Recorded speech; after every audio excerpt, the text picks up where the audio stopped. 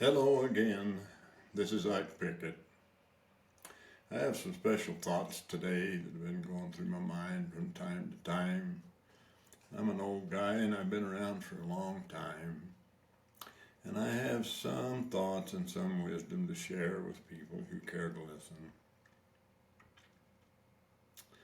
In a psychology book, I once read a description of schizophrenia that intrigued me. A psychologist in England opined that schizophrenia is really a sane reaction to an insane world. In other words, crazy people simply opt out of society because they're being lied to, lied about, stolen from, abused verbally, emotionally, or physically, or all of the above. They see the world around them as an ugly place to be, so they drop out. They give up. They give up control and responsibility for their own lives and behavior. I tend to agree with that psychologist's opinion because it makes sense to me, but it brings up another thought for consideration. I see everybody around me dropping out on occasion. People take vacations to get away from the rat race. They drink coffee to wake up, alcohol to forget the workday.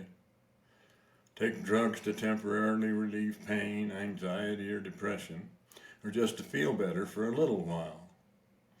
People get sick, get divorced, buy chocolate, cinnamon rolls, a fast car, a boat, or a motorcycle, fix baldness, or get a facelift, join a support group, or even go so far as to become homeless to avoid the responsibility of paying rent. Don't get me wrong, I don't intend to be hard on folks, just observant. I hate to see people give up. Considering the crazy world around us today, it isn't any wonder that people drop out, and they're doing so at all levels. The world appears to be out of control. It's like some crazy carnival ride, a carousel that never stops, and it's impossible to get off short of suicide. And that option probably provides no relief. The devil we know may be better than the devil we don't know. Probably is.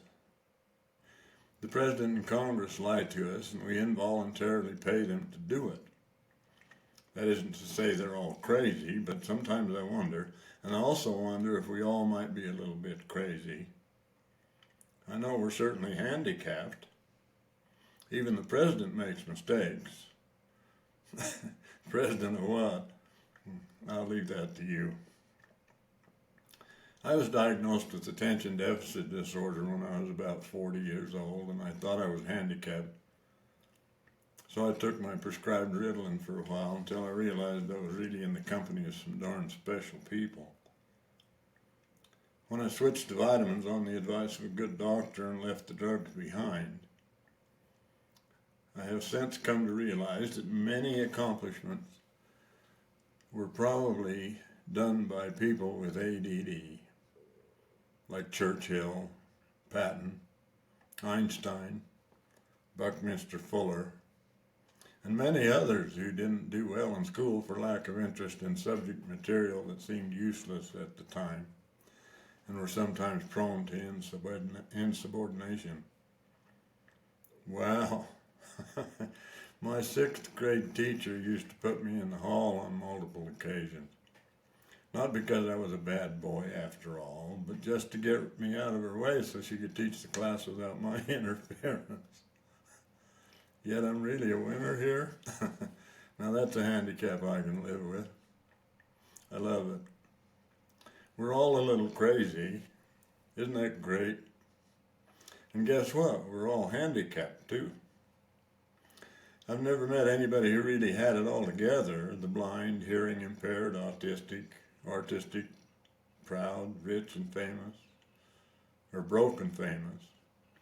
There are a lot of those out there too, and when you're rich and famous, you're handicapped because you can't tell anybody that you are broke or sick, and it's hard to tell who your real friends are and the ones who are just enamored with your iconic presence. Now, having met you, they can hardly wait to rush home and tell their friends. They say they love you, but what that really love, or was that really love, or is it because it increased the attention that they got when they told of their experience?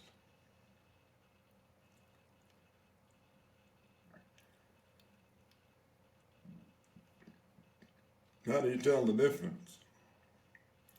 That is a handicap, and I can get darn lonesome in that condition.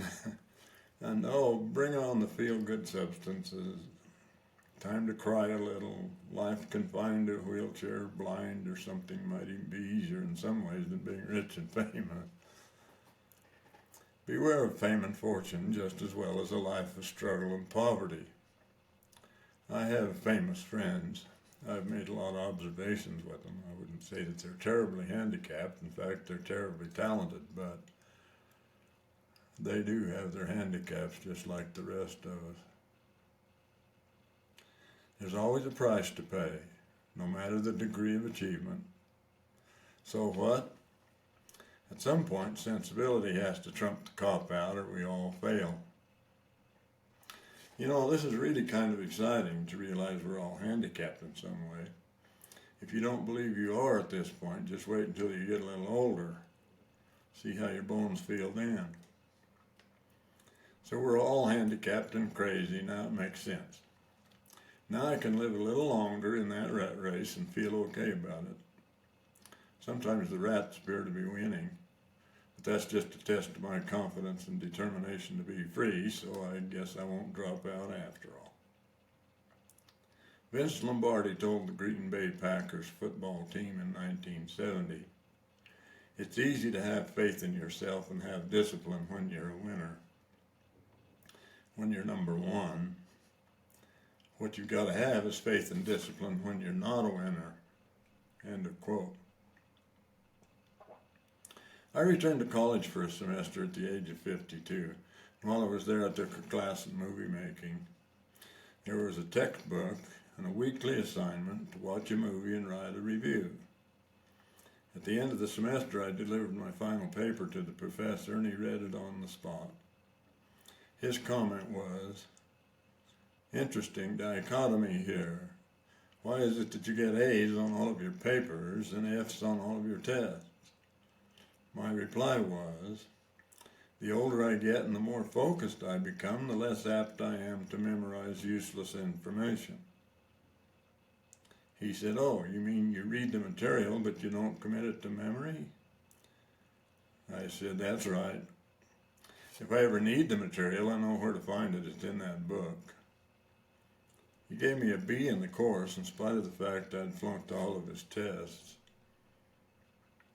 Incidentally, knowing that I'm really okay, just handicapped and crazy, helps me sleep better, helps me smile a lot, be nicer to people, even if they don't think I'm cute, and be confident enough to outstrip the depression and disappointments of the human condition without the supplements, and with a clear head. Onward and upward, as an old colleague used to say. The world is really not as bad as I used to think it was. I think it's a matter of choice. I can choose to take the pill, or I can feel better on my own. Well, I guess it doesn't work that way all the time. But I think if I choose to feel better on my own and practice a little bit, I can feel the pain less and get over negative things a little easier and faster, and perhaps even permanently, without all the cop-out supplements. I don't want to hurt. I don't want to be sad or depressed. But I don't want to be dependent on substances to preserve my well-being. In short, I'd like to be a better person. So in spite of the crazy world, things are about always looking up in some way. So I wrote a song some time ago. If you look online, you can catch it on YouTube in the Ike Pickett category. It's called Changing Up. It goes like this.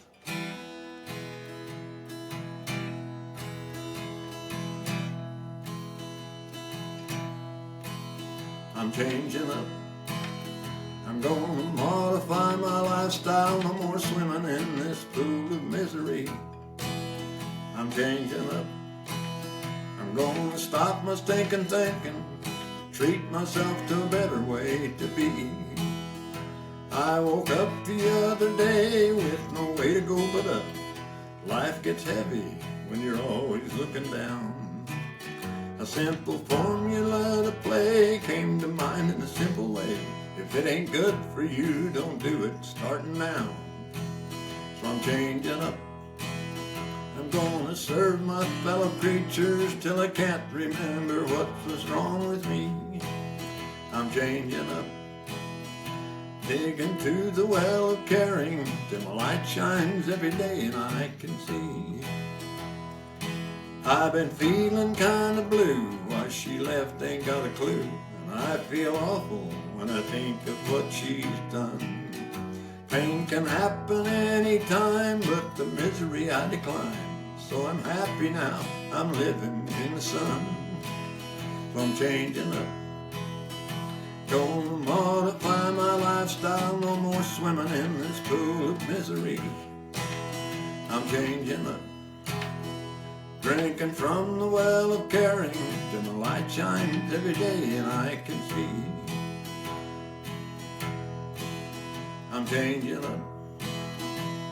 Gonna modify my lifestyle, no more swimming in this pool of misery. I'm changing up.